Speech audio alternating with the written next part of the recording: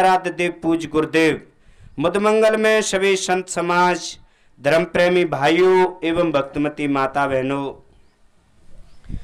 अभी आप सबके बीच में बहुत ही सुंदर वैराग्य से भरा हुआ भजन सुनाया कि वास्तव में आदमी की स्थिति ये है कि जीवन खत्म हुआ तो जीने का ढंग आया, जब बुझ गई समा तो महफिल में रंग।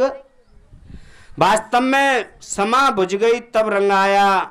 कहने का मतलब है कि जब होश था तब तो जोश नहीं था, और जब जोश था तब होश नहीं आया।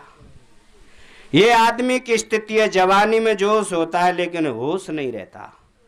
आदमी अपनी जवानी में भजन में आता है, जवानी तिरछी है डोले, और जो कहूं तू कह दे तो लठ ले खुपड़ी पे पी ले। ये स्थिति आदमी की होती है। तो जवानी जब 30 वर्ष की होती है तो तिरछी होके चलता है आदमी, टेढ़ा टेढ़ा चलता है आदमी। तो संत कहते हैं जब वास्तव में तुम्हारे में शक्ति थी, जोश था, तब तुम में होश नहीं था। विश्व वंदनीय कबीर देव कहते हैं चलो का टेढ़ो टेढ़ो टेढ़ो, जब 10 मास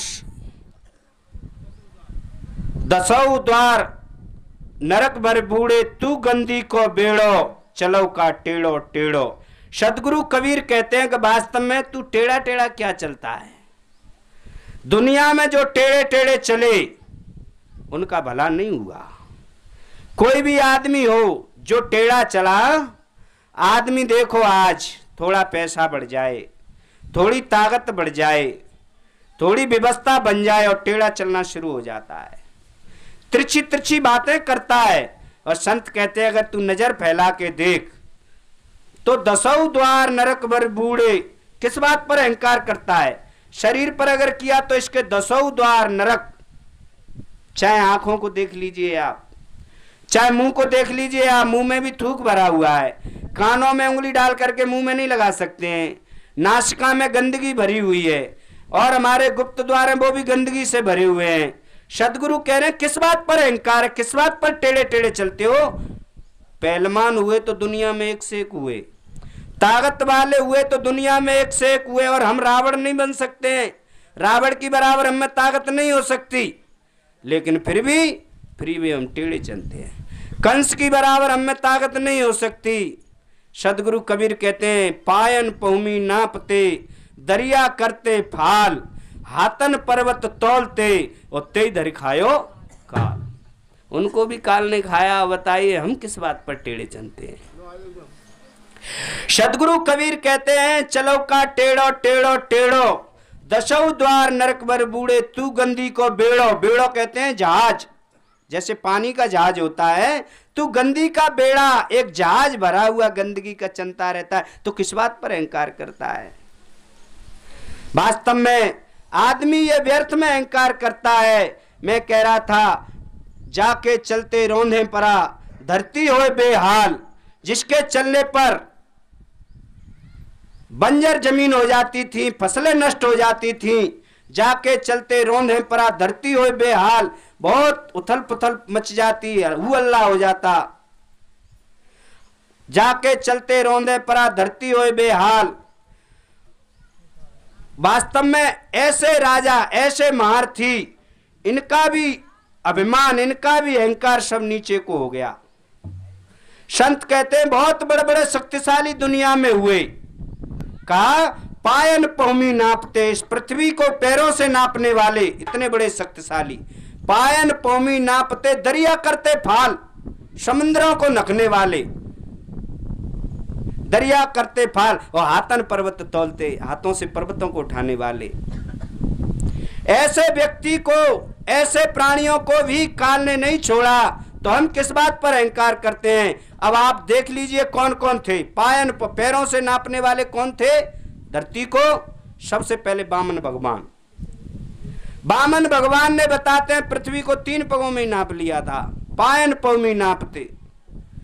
दरिया करते फाल, समुद्रों को नापने वाले हनुमान जी, जामवंत जैसे हैं। जो कहते जामवंत ने तो अपने समय की बात बताई, जब मैं होनार था, जब मैं जवान था तो मैंने इसको 72 बार नाक लिया था। हनुमान तुम एक बार के लिए ऐसे सोच कर रहे हो।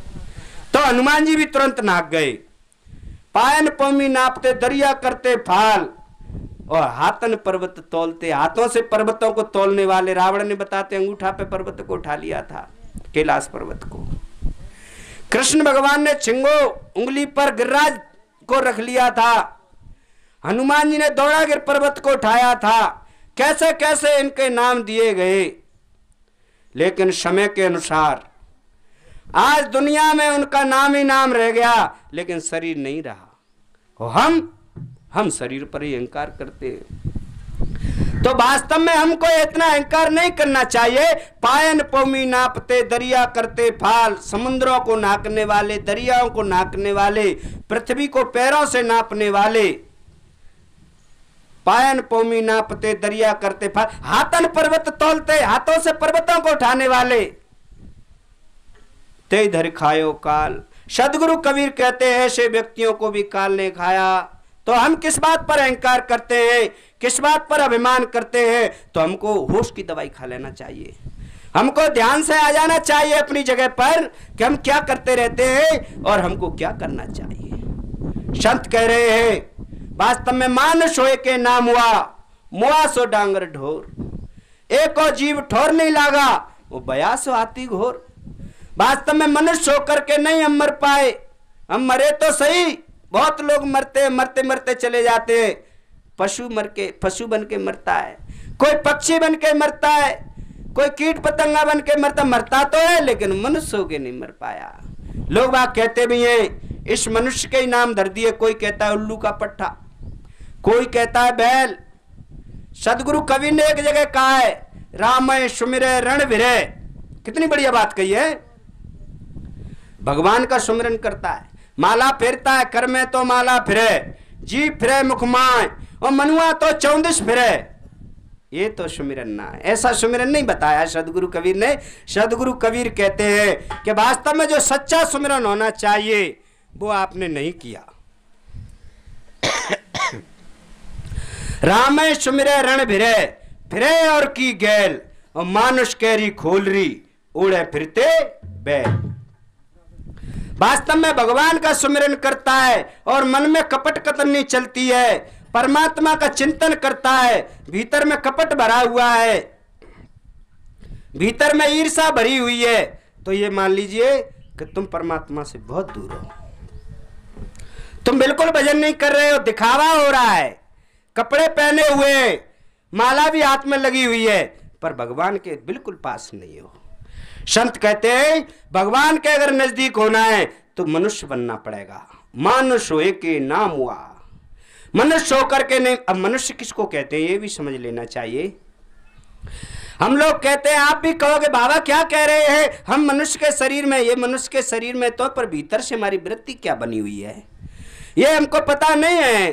कभी कभी वृत्ति पुरुष होकर के स्त्रियों की सी वृत्ति स्त्रीण चित्त वाले हम हो जाते हैं, कभी कभी स्त्रियां भी पुरुष चित्त वाली हो जाती हैं, कभी कभी स्त्रियां भी नागिन का सा रूप बना लेती हैं, कभी कभी पुरुष भी सांप का सा रूप बना लेते हैं। ये भीतर के रूप है, भीतर की वृत्ति की बात है।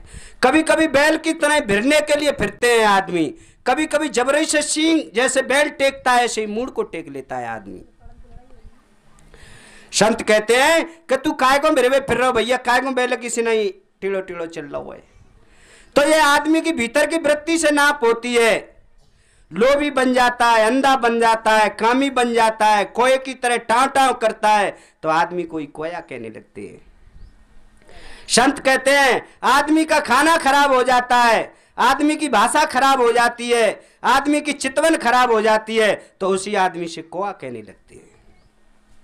जब ज्यादा बोलता है तो कहते काय को टाव टाव करते हो कोये की तरह, काय को टेढ़ा टेढ़ा देखते हो, काय को गंदा खान पान करते हो। अब ये मान लीजिए आदमी बढ़िया मेवा मिष्टान सब्जी रोटी भी खा लेता है, और आप पड़े तो मांस भी खा लेता है, और आप पड़े तो रोटी भी खा लेता है, हैं बढ़िया खोआ वगैरह भी खा लेता है, तो ये कैसी वृत्ति है पता है? ये बढ़िया सदवृत्ति नहीं हुई। इसको कहते हैं कुत्तों की सी वृत्ति। जैसे कुत्ते को तुम मांस डाल दो, कुत्ता बड़े आराम से खा लेता है, और रोटी डाल दो तो रोटी को भी खा लेता है, दरिया डाल दो तो दरिया को भी खा लेता है, और दूध को डाल दो तो दूध भी पी लेता है। कुत्ता ऐसा होता है।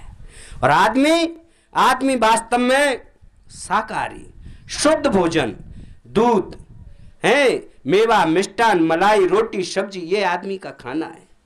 और मांसाहारी होता है शेर, मांसाहारी होती हैं और भी जानवर हैं, बिल्ली वगैरह, ये सभी कुछ ऐसे हैं मांसाहारी, कुछ ऐसे हैं शाकाहारी, और कुछ ऐसे हैं जो कि मांसाहारी होते हैं। जैसे शेर है, शेर घास नहीं खा सकता है, और कुत्ता अपने तो घास भी चर लेता है। बताते हैं जब पेट में गड़बड़ होती है तो घास भी चर लेता है। कुत्ता सब कुछ कर लेता है, पर अगर हम भी ऐसा ही करते हैं, सब जगह मुंह मारते हैं, तो हमारी वृत्ति आप समझ लीजिए कैसी हो गई है। संत कह रहे हैं तुम मनुष्य नहीं बन पाए, तुम ठीक मनुष्य नहीं हो। तो मनुष्य कौन होता है? मनुष्य का अर्थ किया किसी विद्वान ने, मान प्लस ऊष। मान कहते हैं मान, अभिमान, अहंकार। मान ऊष कहते हैं आग। जिसने अपने अभिमान में, अपने मान में, अपनी बड़ंताई में आग लगा दी हो, जो नम्र भाव से खराब हो गई, मान खा खा करके लोग कहते भी मनुष्य बोला तो बहुत बोला है, तो वास्तव में मानुष होए के नाम पी पी करके तपस्या करी हमने, और वास्तव में हम कैसे देख पाएंगे? जंगली पशुओं कहता कहता चला आया, कहता ही कहता चला आया, जब तक गांव में आ गया की तरह हम अपना जीवन जीते रहते हैं। क्या चक्कर है? ठीक मनुष्य नहीं बन पाए। शंकर की तो बुद्धि खराब है, बताओ। तो सभी को अच्छी तरीके से अच्छी वृत्ति का जीवन जीना चाहिए। मैं कह रहा था किसी भी प्रकार का अभिमान, किसी भी प्रकार का अहंकार, किसी भी प्रकार की ईर्ष्या नहीं होनी चाहिए। अरे महाराज का तुम्हें ईर्ष्या आदमी को नीचे की तरफ ले जाती है, ईर्ष्या आदमी को गिरा देती है, चाहे वो बहन बेटी हो, चाहे वो कोई आदमी हो। जब किसी से चिढ़ता है, जब किसी भी प्रकार की ईर्ष्या करता है, संत कहते हैं किसी और को गिराना चाहा, किसी और को पटकना चाहा, कोई और नहीं गिरता है, स्वयं आदमी गिर जाता है। दूसरे को अगर परेशान करना चाहा, दूसरे को हानि पहुंचाना चाहिए, तो स्वयं को भी उस हानि में आना पड़ेगा। मित्रों, ये जीवन है हमारा, ये जीवन हमारा इतना कीमती है, इसको हम लोग ठीक जो प्रेम प्यार से जीना चाहिए उसे हम जी नहीं पाते। मैं कह रहा था इसको कैसे पशु वृत्ति, मानुष होए के नाम हुआ, मुआ सो डांगर ढोर, डांगर ढोर पशुओं जैसा जीवन हम लोग जीते हैं ईर्षा द्वेष में।